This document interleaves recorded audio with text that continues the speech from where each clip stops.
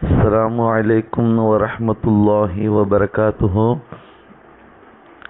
الحمد لله رب العالمين والصلاة والسلام على سيدنا محمد وآله وصحبه أجمعين.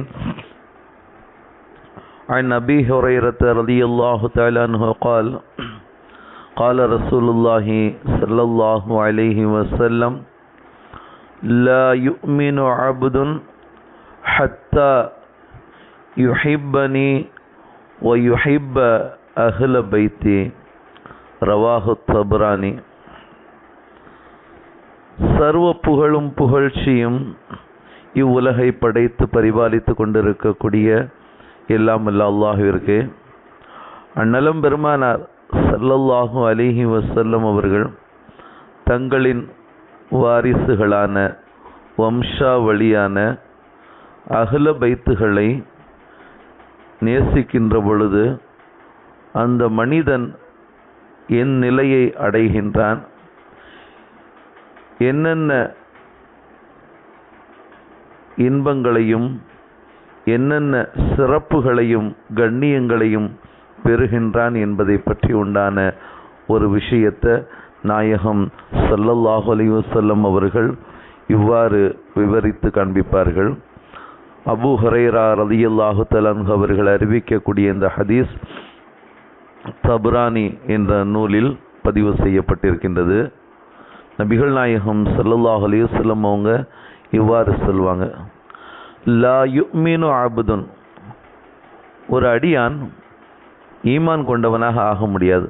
எதுவரை என்றால், ஹத்தா யுஹிப்பனி, என்னை அந்த மனிதன் நேசிக்கின்றவரை, வ யுஹிப்ப அஹ்ல பைத்தி, இன்னும் என்னுடைய வம்சாவளியான அஹ்ல பைத்துகளை நேசிக்கின்றவரை ஒரு மனிதன் ஈமான் கொண்டவனாக ஆக முடியாது. அப்போ என்னை நேசிக்கணும், என்னுடைய வம்சாவளியை நேசிக்கக்கூடிய மனிதன்தான் ஈமான் கொண்ட உண்மையான மனிதனாக ஆக முடியும் அப்படிங்கிறத நபிகள் நாயகம் ஸல்லல்லாஹு அலைஹி வஸல்லம் அவர்கள் குறிப்பிட்டு மற்றொரு ஹதீஸில் இவ்வாறு சொல்லுவாங்க. அலி ரலியல்லாஹு தஆலா அன்ஹு அவர்கள் அறிவிக்கக்கூடிய இந்த ஹதீஸ் தபரானி என்ற நூலில் பதிவு செய்யப்பட்டிருக்கின்றது. மன் அதா அஹ்ல பைத்தி,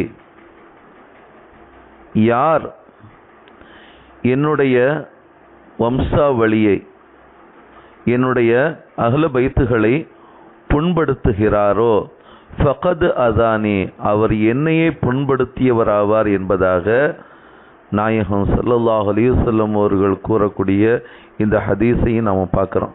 ஆக நபிகள் நாயகம் ஸல்லல்லாஹு அலைஹி வஸல்லம் அவர்களையோ அவர்களுடைய வம்சாவளிகளையோ வாரிசுகளையோ நாம் நேசிக்க வேண்டும். அப்போ தான் உண்மையான முஃமினாக ஆக முடியும். அதே போல அவர்களை நோவினை செய்தால், நாயகம் ஸல்லல்லாஹு அலைஹி வஸல்லம் அவர்களை நோவினை செய்தது போல என்பதாக நாயகம் ஸல்லல்லாஹு அலைஹி வஸல்லம் அவங்க குறிப்பிட்டு காட்டுறாங்க. அவர்களை கண்ணியப்படுத்துவதால் எவ்வளோ பெரிய அந்தஸ்துகள் கண்ணியங்கள் கிடைக்கப் பெறும் என்பது சார்ந்த ஒரு வரலாற்றை நாம் பார்க்கின்ற பொழுது, ஒரு வரலாற்று குறிப்பு, மல்யுத்த வீரர் ஜுனைதுல் பக்தாதி ரஹ்மத்துல்லாஹி அலைஹி அவர்களுடைய அந்த வாழ்க்கை குறிப்பை நாம் பார்க்கின்ற பொழுது, ஜுனைதுல் பக்தாதி என்கிற 25 வயதுடைய வலிமையான, அதாவது ஜாம்புவான் போன்ற அந்த தோற்றமுடைய மாபெரும் மல்யுத்தர் தான் ஜுனைதுல் பக்தாதி ரஹ்மத்துல்லாஹி அலைஹி.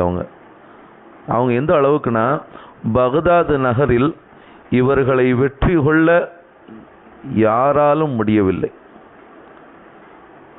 அனைவரும், அதாவது யாரெல்லாம் வர்றாங்களோ எல்லாமே தோல்வியை சந்தித்து செல்லக்கூடிய ஒரு நிலைகள் தான் என்ன செய்கின்றது, ஏற்படுகின்றது. யாராலும் இவங்களை ஜெயிக்க முடியலை. பக்தாது நாட்டை ஆண்ட சிற்ற அரசர், அவருக்கு இவர் புகழ் உயர உயர பொறாமை ஏற்பட்டுச்சு. எந்த அளவுக்குன்னா, நாட்டில், அந்த பக்தாதினுடைய நாட்டில் மல்யுத்த வீரர் ஜுனைதுல் பக்தாதி என்று மக்களெல்லாம் புகழக்கூடிய ஒரு நிலைமையில் இந்த சிற்ற அரசரால் என்ன செய்ய முடியலை, அதை ஜீரணிக்க முடியலை. அதாவது எந்த அளவுக்குன்னா, நம்மளை விட புகழ்பெற்ற ஒரு நிலைமையில் ஆகிவிடுவாரோ அப்படிங்கிற மாதிரி ஒரு சிந்தனை அந்த சிற்ற அரசருக்கு ஏற்பட்டுச்சு. அப்படி ஏற்பட்டு உடனே என்ன செய்கின்றார், ஒரு அறிவிப்பை வெளியிடுகின்றார். எப்படின்னா, யார் இந்த ஜுனைதுல் பகதாதியை தோற்கடிக்கிறாரோ அவருக்கு 1,00,000 தீனார் தங்க காசுகள் பரிசாக வழங்கப்படும். யார் வீழ்த்துறீங்களோ அவங்களுக்கு இந்த பரிசு கிடைக்கப்படும் அப்படின்னு சொல்லி சொன்ன உடனே பகதாதில் இருந்தும் மற்ற பகுதிகளில் இருந்தும் பலரும் என்ன செஞ்சாங்க, மோதி பார்த்தாங்க. யாராலையும் ஜெயிக்க முடியலை. மோதி பார்த்து பலன் இல்லாமல் தோல்வியை கண்டவர்களாக சென்றாங்க. அப்போது ஒரு மெலிந்த உடல் உடைய ஒரு நோஞ்சானாக இருக்கக்கூடிய ஒரு மனிதர் காட்சியளித்து, நான் என்ன செய்கிறேன், போட்டிக்கு தயார் அப்படிங்கிறத சொல்லுகின்ற பொழுது மக்களும் அந்த சிற்றரசரும் சுற்றி என்ன செய்கிறாங்க, பார்வையாளர்களாக நிற்கின்ற வேளையில் மக்களெல்லாம் இந்த மெல்லிய உடல் படைத்த இந்த மனிதரை என்ன செய்கிறாங்க, பரிதாபமாக பார்க்குறாங்க.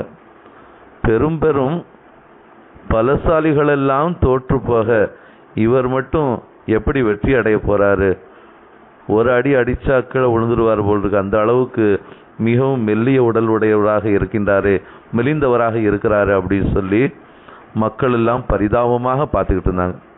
ஜுனைதுல் பகதாதியும் அவர்களும் என்ன செஞ்சாங்க, அந்த மனிதரை பார்த்து இவ்வாறு சொன்னாங்க, பெரியவரே, இப்போது ஒன்றும் கெட்டு போகலை, தோல்வியை ஒப்புக்கொண்டு நீங்கள் என்ன செய்யுங்க, போயிருங்க என்பதாக சொன்ன பொழுது மெல்லிய உடல் படைத்த அந்த மனிதரோ இல்லை நான் வென்றே தீருவேன் என்று கூறக்கூடிய நேரத்தில் உடனே ஜுனைதுல் பகதாதி அவர்கள் என்ன செஞ்சாங்க, அவர்கள் அப்படியே ஒரு தூக்கி கீழே போடுவதற்கு தயாராகக்கூடிய தருணத்தில் ஜுனைதுல் பகதாதியினுடைய அந்த காதில் சில வார்த்தைகளை அந்த மனிதர் கூறியவுடன் நடுநடுங்கியவர்களாக, ஜுனைதுல் பகதாதி ரஹமத்துல்லாஹி அலைஹி அவங்க நடுநடுங்கியவர்களாக கீழே இறக்கி விட்டுட்டாங்க.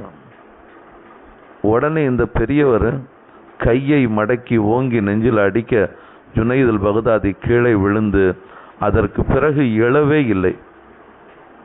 அந்த வாலிபர், அதாவது அந்த பெரியவர், மெல்லிய உடல் படைத்த அந்த பெரியவர் வெற்றி மாலை சூடியவராக அந்த இடத்தை விட்டும் சென்று விடுகின்றார். அரசருக்கு ரொம்ப ஆச்சரியம், அந்த சிற்றரசருக்கு. எவ்வளோ பெரிய பலசாலிகள்லாம் எல்லாத்தையும் தோற்கடித்த இந்த ஜுனைதுல் பகதாதி இந்த மெல்லிய உடல் படைத்த அந்த மனிதர்கிட்ட மட்டும் எப்படி தோல்வியை சந்திச்சாங்க அப்படிங்கிற மாதிரி ஒரு ஆச்சரியம். உடனே இது கனவா நினைவா அப்படிங்கிற அடிப்படையில் அந்த ஜுனைதுல் பகதாதி அவர்களிடத்தில் அந்த அரசர் கேட்டார், என்ன நடந்துச்சு அப்படிங்கிறது கேட்கணும். பெரிய பெரிய பலசாலிகளையெல்லாம் வீழ்த்திய நீங்கள் இவரை மட்டும் எப்படி நீங்கள் இது பண்ண போச்சு, தோல்வியை சந்திக்க போச்சு அப்படிங்கிறத காரணத்தை கேட்கின்ற பொழுது அதற்கான காரணத்தை ஜுனைதுல் பகதாதி ரஹமத்துல்லாஹி அலைஹி அவங்க இவ்வாறு சொன்னாங்களாம். அதாவது என் காதில் அவர் சொன்னார், நான் மேலே தூக்குனேன் இல்லையா, அப்படி தூக்குகின்ற பொழுது என்னுடைய காதில் ஒரு செய்தியை சொன்னார்.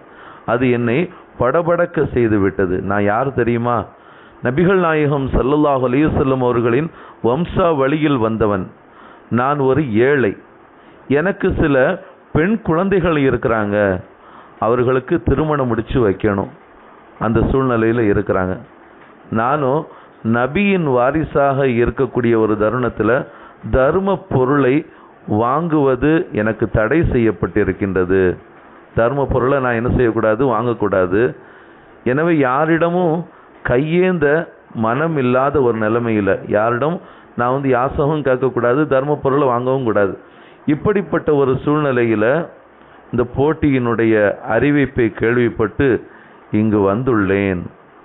அண்ணல் நபியின் வாரிசை கண்ணியப்படுத்துவீர்களாக அப்படின்னு சொல்லி என்னுடைய காதில் சொன்னாங்க. உடனே நான் என்ன செஞ்சேன், என்னை அடிப்பது போல் நீங்கள் என்ன செய்யுங்க, என்னை அடிப்பது போல ஓங்குங்க, நான் என்ன செய்கிறேன், கீழே விழுந்து விடுகின்றேன் அப்படின்னு சொல்லி நான் சொன்னேன். அதுதான் அங்கே நடந்துச்சு என்பதாக ஜுனைதுல் பகதாதி ரஹ்மத்துல்லாஹி அலைஹி அவங்க சொல்கிறாங்க. அப்படிப்பட்ட ஜுனைதுல் பகதாதி ரஹ்மத்துல்லாஹி அலைஹி அவர்களுடைய அந்த கனவுல நபிகள் நாயகம் ஸல்லல்லாஹு அலைஹி வஸல்லம் வர்றாங்க. இந்த நிகழ்வெல்லாம் நடந்ததற்கு பிறகு அவங்களுடைய கனவுல என் குடும்பத்தாரை கண்ணியப்படுத்தியதற்காக உனது குடும்பத்தை, அதாவது உமது கண்ணியத்தை இழந்து நிற்கின்றேன். என்னுடைய குடும்பத்தை கண்ணியப்படுத்துவதற்காக உமது கண்ணியத்தை இழந்து தோற்ற நிலைமையில நிற்கிறீங்க, உங்களை நான் கண்ணியப்படுத்த வேண்டாமா அப்படின்னு சொல்லி நபிகள் நாயகம் ஸல்லல்லாஹு அலைஹி வஸல்லம் கனவுல சொல்லி, நீங்களும் உங்களுடைய சந்ததியரும் இறை நேசர்களாக உலகில் வலம் வருவீர்கள் அப்படிங்கிற ஒரு சுப செய்தியை சொன்னாங்க. அது மட்டும் அல்லாம உலகில் செய்யது தாயிபா இறை நேசர்களின் உயர்ந்த அந்தஸ்துடையவர்களாக நீங்க மதிக்கப்படுவீர்கள் என்று அழகிய வாழ்த்துக்களை கூறி நபிகள் நாயகம் ஸல்லல்லாஹு அலைஹி வஸல்லம் அவர்கள் மறைந்தார்கள் அப்படிங்கிற ஒரு செய்தியை நாம் பார்க்குறோம். அதற்கு பிறகு அந்த மல்யுத்த வீரர் ஆன்மீக உலகின் அரசராக ஜுனைதுல் பகதாதி ரஹ்மத்துல்லாஹி அலைஹி அவர்கள் திகழ்ந்தார்கள் என்பதை நாம் என்ன செய்கிறோம், வாழ்ந்தார்கள் அப்படிங்கிறத அவர்களுடைய வரலாற்று குறிப்பில் நம்ம பார்க்குற அன்பானவர்களே. ஆக இதை கொண்டு நோக்கம் என்ன என்பதை நாம் பார்க்கின்ற பொழுது, நபிகளாரையும் அவர்களுடைய வம்சாவளிகளையும் அவர்களுடைய வாரிசுகளையும் நாம் கண்ணியப்படுத்துகின்ற பொழுது அல்லாஹ் நம்மை என்ன செய்கிறான், கண்ணியப்படுத்துகின்றான். ஒரு சிறந்த ஒரு ஆன்மீகவாதியாக, ஒரு சிறந்த நல்லடியாராக அல்லாஹு தாலா இந்த உலகத்தில் நம்மளை ஆக்குறான் அப்படிங்கிறத ஜுனைதுல் பகதாதி ரஹ்மத்துல்லாஹி அலைஹி அவர்களுடைய வாழ்க்கையின் மூலமாக ஒரு சிறந்த பாடம் நமக்கு கிடைக்கப்பெறுகின்றது. அத்தகைய பண்புமிக்க நற்குணம் படைத்த மனிதர்களாக அல்லாஹ் நம் அனைவரையும் ஆக்கி வாழும் காலங்களில் நபிகளாரையும் அவர்களுடைய வம்சாவளிகளையும் கண்ணியப்படுத்தி அதன் மூலமாக ஒரு சிறந்த இறை நேசராக நாமும் இவ்வுலகில் வலம் வருவதற்கு வல்ல இறைவன் நம் அனைவருக்கும் கிருபை செய்வானாக. ஆமீன். வாஹிர் தஅவானா அனில் ஹம்துலில்லாஹி ரப்பில் ஆலமீன். அஸ்ஸலாமு அலைக்கும் வரஹ்மத்துல்லாஹி வபரகாத்துஹு.